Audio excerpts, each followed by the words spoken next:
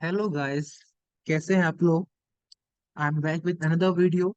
और आज हम बात करेंगे अकाउंटिंग के फंडामेंटल एजम्पशंस के बारे में।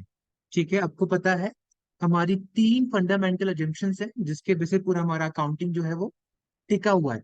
ठीक है, तो ये तीन फंडामेंटल एजम्पशन समझना बहुत जरूरी है।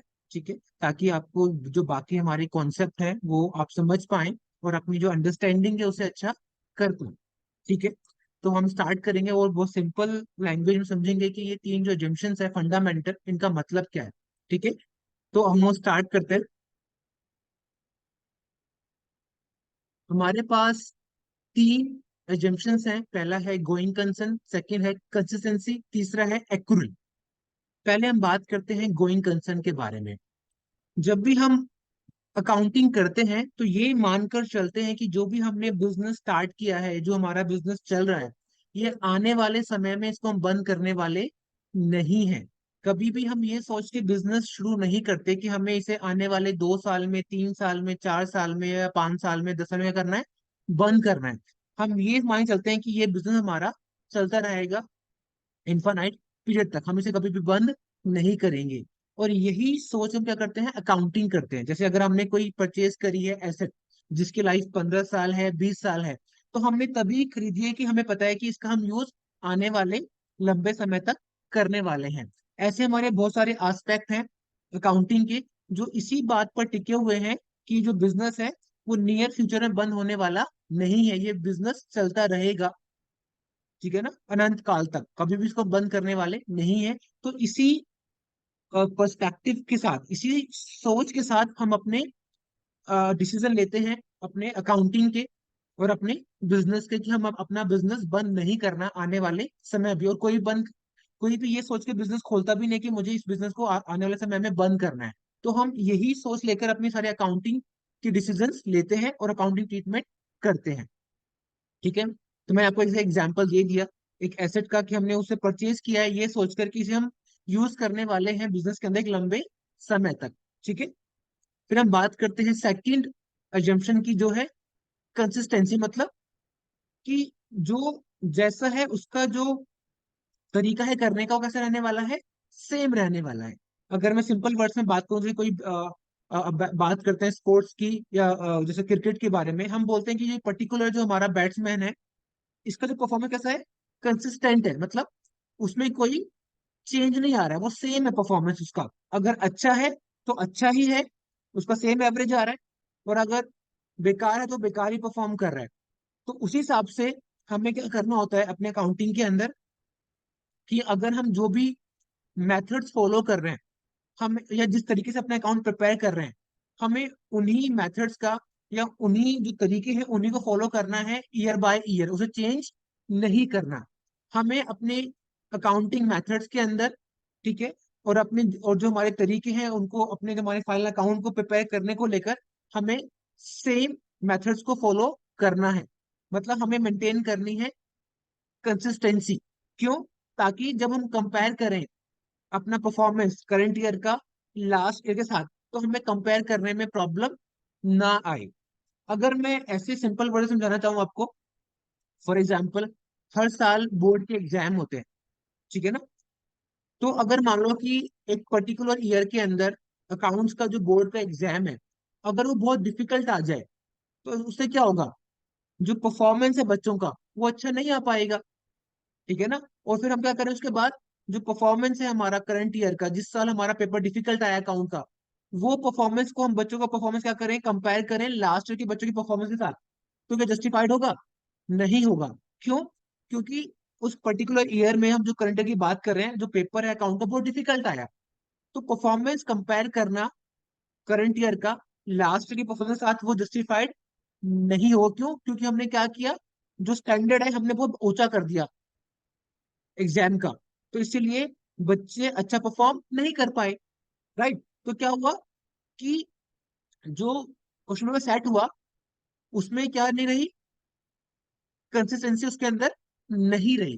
ठीक है, उसी हिसाब से जो भी हम मेथड्स फॉलो करते हैं अकाउंटिंग के अंदर, अ, ठीक है, या फिर हम जिस तरीके से अपने अकाउंट प्रिपेयर करते हैं, अगर उसमें हम कोई चेंज लेके आ रहे हैं, ठीक है, अपने तरीकों के अंदर, तो जो हमारा परफॉर्मेंस है वो हम कंपेयर नहीं कर पाएंगे अपने लास्ट की परफॉर्मेंस के साथ। तो अगर मैं एग्जांपल लूं बिजनेस पर्सपेक्टिव से, कि जैसे हम अपनी हमारे पास तरीके होते हैं अपनी एसेट को डेप्रिशिएट करने के, उसकी वैल्यू को कम करने के। ठीक है, आपको पता है जब भी हम कुछ खरीदते हैं एसेट्स, जो हमारी जैसे अब फर्नीचर है, मशीनरी है, these are the non current asset या बोलते हैं फिक्स एसेट। तो इनकी वैल्यू कम होती है समय के साथ साथ, और बहुत सारे कारण होते हैं कम होने के। ठीक है, तो हमारे पास अलग अलग मेथड्स हैं इनको डेप्रिशिएट करने के लिए। ठीक है, तो हमारे पास दो मेथड बड़े पॉपुलर है। एक है हमारा रिटर्न डाउन वैल्यू मेथड, और एक है हमारा स्ट्रेट लाइन मेथड। तो फॉर एग्जाम्पल आपने कुछ साल तो यूज किया स्ट्रेट लाइन मेथड, फिर आपने अपना जो मेथड क्या कर दिया, चेंज कर दिया किसी के अंदर, रिटर्न डाउन वैल्यू मेथड के अंदर। तो जो ये जो आपने चेंज किया, ठीक है ना, उससे क्या होगा, हम कंपेयर नहीं कर पाएंगे अपने परफॉर्मेंस को। क्यों? पहले आपने तरीका यूज किया अलग पिछले सालों में, और अब आपने क्या किया, अपना तरीका बदल दिया। तो हमें कोशिश करनी चाहिए कि हम अपने मेथड्स को चेंज ना करें जब तक कि जरूरी ना हो। चेंज कर सकते हैं उसके लिए हमारे पास कुछ ऐसे सिचुएशन जहाँ पे हमें चेंज करना पड़ सकता है। बट हमें क्या करने की कोशिश कि हम जो भी हमारे मेथड्स हैं, ठीक है, जो भी हमारे तरीके हैं, उन्हें हम सेम रखें, चेंज ना करें। तो we have to maintain the consistency. ठीक है, उसके बाद आता है आपका थर्ड, जो कि बहुत ही इंपॉर्टेंट है और जिसकी बहुत ज्यादा वैल्यू है, जिसे बोलते हैं एक्रूअल बेसिस। ये बहुत इंपॉर्टेंट है। इसका मतलब क्या है कि जो भी हम कोई अकाउंटिंग ट्रीटमेंट करेंगे, हम वो एक्रूअल बेसिस पर ही करेंगे। इसका मतलब क्या है कि जो भी ट्रांजैक्शन बिजनेस में हो रही है उसको हमें रिकॉर्ड करना पड़ेगा, और हमें इस बात को इग्नोर करना पड़ेगा कि उस ट्रांजैक्शन से हमें पैसे मिले या नहीं, या हमने पेमेंट की या ना की। ठीक है, तो जिस भी पीरियड के लिए आप अपना अकाउंट्स प्रिपेयर कर रहे हो, अगर वो ट्रांजैक्शन उस अकाउंटिंग पीरियड में बिलोंग करते हैं तो आपको वो रिकॉर्ड करनी पड़ेगी उस पीरियड के लिए, प्रॉफिट एंड लॉस निकालने के लिए। अगर मैं सिंपल वर्ड्स में बात करूं एग्जांपल के थ्रू, अगर मान लो आप अपने अकाउंट्स प्रिपेयर कर रहे हैं एक साल के लिए, फॉर एग्जांपल 2021 और 22 के लिए। ठीक है, तो जो भी ट्रांजैक्शन 21 और 22 के बीच की 12 महीनों में बिलोंग करती है, उन सभी ट्रांजैक्शंस को रिकॉर्ड करना पड़ेगा। और इस बात को हम इग्नोर करते हैं कि जो भी ट्रांजैक्शन हुई, ठीक है, उसमें एक्चुअली हमने पेमेंट करी या नहीं करी, या पैसा आया या फिर नहीं आया। अब समझिए एग्जाम्पल से, आपने टोटल पूरा 21-22 में सामान खरीदा, उधार सामान खरीदा कितने का, 22 लाख का। कितना खरीदा आपने? 22 लाख का सामान खरीदा। पूरे साल भर में कितना खरीदा? 22 लाख का।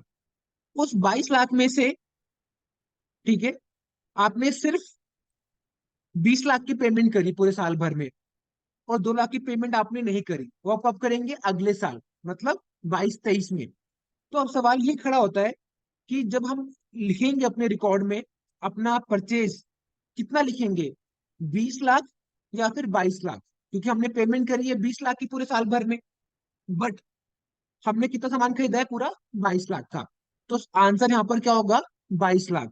इस बात से फर्क नहीं पड़ता कि मैंने पेमेंट पूरी की या नहीं की, बट मैंने परचेज किया है 22 लाख का सामान, तो 22 लाख से ही एंट्री की जाएगी।